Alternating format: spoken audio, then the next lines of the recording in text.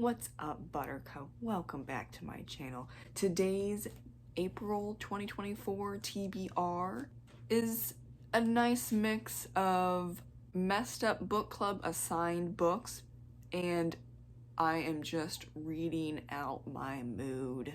Also, I'm thinking I can get to most of these, if not all of them, but for the first week of April and a little bit into the second week, I have family coming from the East Coast to visit. So yeah, this is gonna be interesting in many ways. But let's just start off with the two books for Messed Up Book Club. Now, Pen Pal is going to be assigned first, and I heard this became really popular because of a Kickstarter, and I'm 99% sure that Nathan, who occasionally jumps into our Messed Up Book Club, asked for this, so we're gonna read Pen Pal. I have heard mixed reviews, but as always, I read to figure out if I like it or not. I can't really base a stranger's opinion at this point in time if I like a book or not, especially if, you know, book Twitter or book talk hypes it or says that it's trash. I just have to figure out. So we're gonna read this first, and I'm also most likely going to still be reading one other book that I started in March, but it's a thick historical fiction novel, but I'm going to be focusing on this. Okay, the second book is The Black Farm. Great, though a little dark cover. This is going to be read around like mid-April for the Messed Up Book Club, and I'm certain that, of course, Patrick, me, and Brian will be reading it, but I think maybe there's someone else joining us. I've heard great things about The Black Farm, so I'm intrigued. And the rest of these books, these are now mood reads, because I looked at my TBR mini bookshelf and I'm like, what do I want to read based on my mood that I'm feeling right now? Another horror book, Stephen Graham Jones, The Angel of Indian Lake. I had this book on pre-order for quite some time, and then I forgot about it because after a while your pre-orders just kind of disappear unless you hit a specific tab, and I buy a lot of books on Amazon. So then it arrived on my doorstep and I'm like, oh my god, hi, thank you. Also love the cover, love the title, love everything about this. Hypothetically, I have not been wronged by Stephen Graham Jones, so I'm not expecting this book to be bad. I'm expecting it to be wondrous. And I am just excited for this final book in the trilogy. I am interested to see how the story wraps up and where Jade ends up. I just want Jade to have a happily ever after, or maybe like just a neutral ending. The girl has been through a lot, y'all. I just want something good for her. But it's a horror novel, so I don't know. The next one is very interesting, gifted to me by someone in the book club that I'm part of. Death of an Eye. New writer for me. I forget how I found this book, but I'm pretty sure it's in a trilogy, and it's a mystery set during ancient Egyptian times. I'm like, oh my god, yes.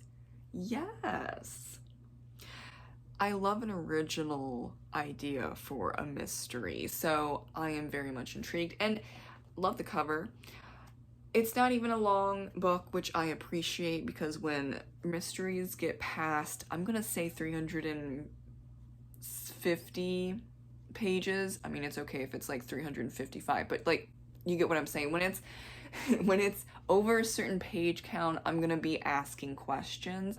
I cannot think of another concept of a mystery but in ancient Egypt, as if, you know, we're following these people and oh, there's a there's a murder. Oh, we gotta figure this out. It's like a historical mystery. I'm excited. Obviously, I'm ranting. It's okay. The Haunting of Maddie Clare by Simone St. James.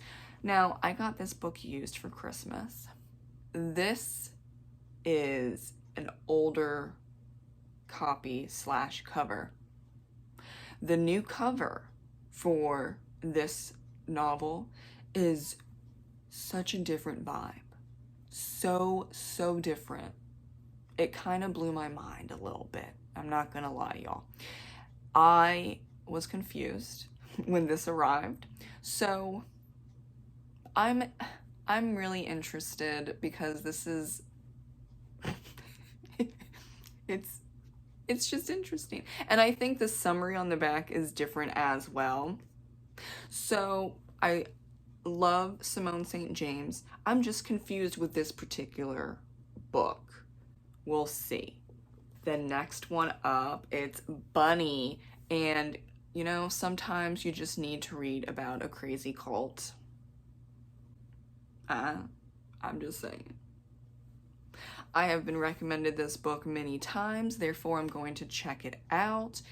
And we'll see how it goes. Mixed reviews on this as well, but that kind of happens with horror novels, so I take that with a grain of salt. Oh wait, is this a horror novel? I've been told it is, and then it isn't, but we'll figure it out. We'll figure it out. The next book up is by my friend Eloise. It's The Maiden of Artemis, and I am excited to get into a Greek retelling. It is about a maiden of Artemis. Look, I love when titles tell you what it is. Love the cover. I read the first few pages. I am very intrigued, and the writing is very pretty, but not in a bad way. Sometimes I say pretty in a bad way. This is not that case. I like this writing that I've noticed in the read sample online, so I had to get the paperback, of course, because y'all know I don't read anything except physical copies. But this is a gorgeous cover. The spine is lovely. It's gonna look great on my shelf. Forever Interrupted by Taylor Jenkins Reid, and I'm pretty sure this is the first book by Taylor Jenkins Reid, so I know that it's different from her other books, especially the ones that are connected by the specific family. The Seven Husbands of Evelyn Hugo, Carrie Soto is back, Daisy Jones and the Six, and then what was the other one? Malibu Rising. See, it's right behind me. So this book is gonna go somewhere around here. Yeah, so those four, they're all connected, and then I think she's expanding even more with that concept of connecting characters and songs and whatever. But this is not that. So it's her first book.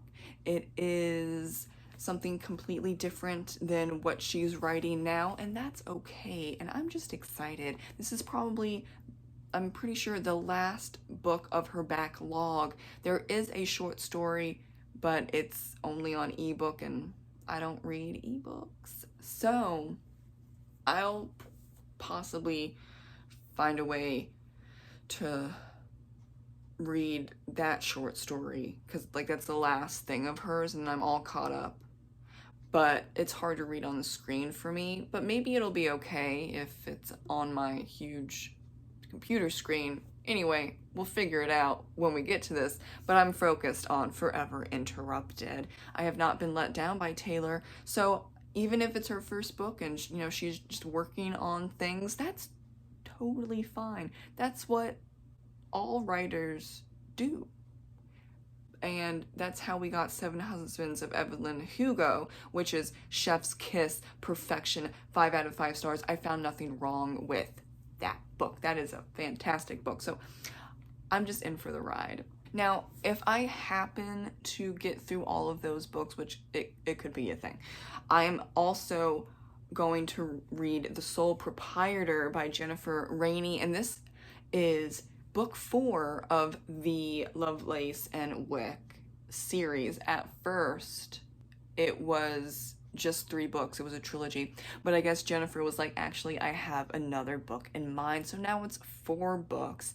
Plus there's other books in this series that are short stories, but I can't access them because they're only ebooks. Okay, so I'm excited to read the 4th book in paperback form. And again, I love her simple yet steampunk vibe, and sometimes you just need some steampunk in your life with demons and witches and all of that.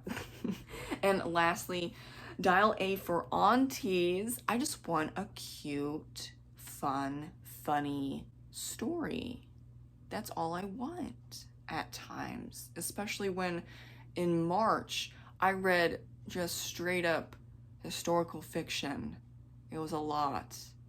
It was, honestly. I enjoyed it, but it was a lot.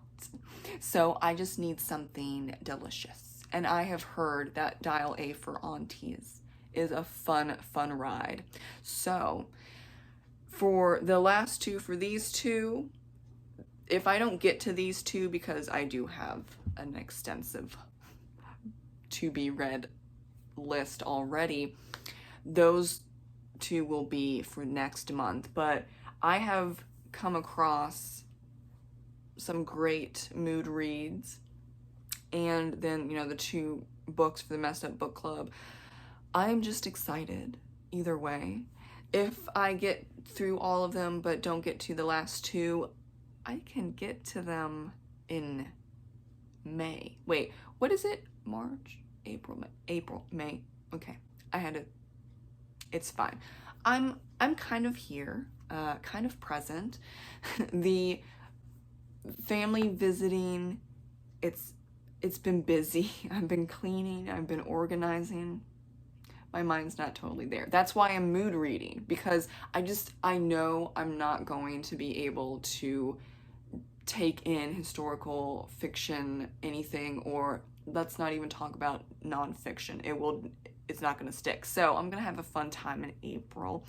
And thank you so much for watching, even though it was a little bit all over the place, though I think you all are used to it by now. I'll see you in the next video, and have a great rest of your day. Bye.